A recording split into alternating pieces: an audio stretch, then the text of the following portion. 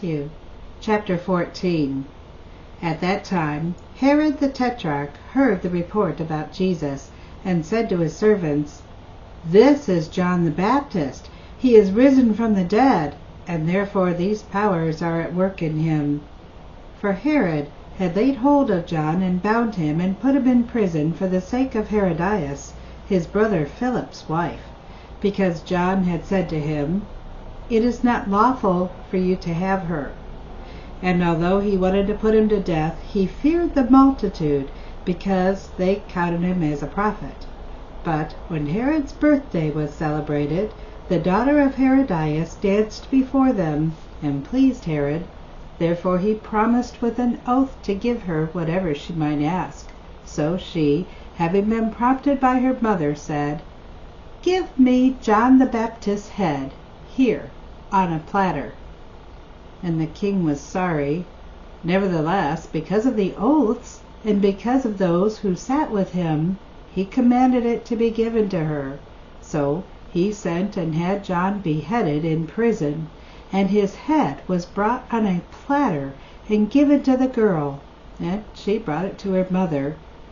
Then his disciples came and took away the body and buried it, and went and told Jesus. When Jesus heard it, he departed from there by boat to a deserted place by himself. But when the multitudes heard it, they followed him on foot from the cities. And when Jesus went out, he saw the great multitude, and he was moved with compassion for them, and healed their sick. When it was evening, his disciples came to him, saying, "This is a deserted place, and the hour is already late. Send the multitudes away, that they may go into the villages and buy themselves food." But Jesus said to them, "They do not need to go away. You give them something to eat." And they said to him, "We have here only 5 loaves and 2 fish." He said, "Bring them here to me." Then he commanded the multitudes to sit down on the grass, and he took the 5 loaves and the 2 fish, and looking up to heaven, he blessed and broke, and gave the loaves to the disciples, and the disciples gave to the multitudes. So they all ate, and were filled, and they took up 12 baskets full of fragments that remained. Now those who had eaten were about 5,000 men, besides women and children. Immediately Jesus made his disciples get into the boat, and go before him to the other side, while he sent the multitudes away. And when he had sent the multitudes away, he went up on the mountains by himself to pray.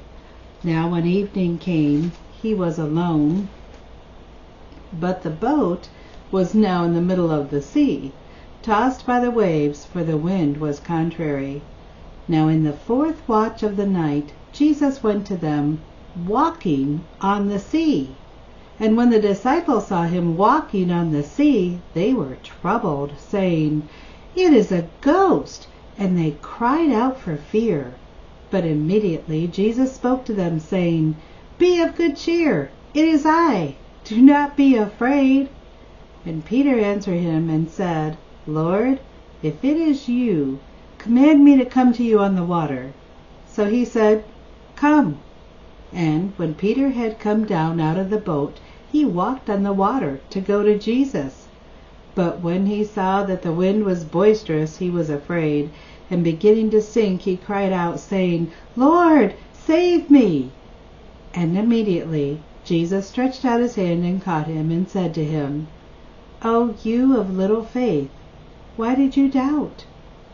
And when they got into the boat, the wind ceased.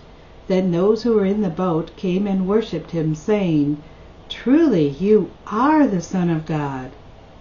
And when they had crossed over, they came to the land of Gennesaret. And when the men of that place recognized him, they sent out into all the surrounding region, brought to him all who were sick, and begged him that they might only touch the hem of his garment. And as many as touched it were made perfectly well.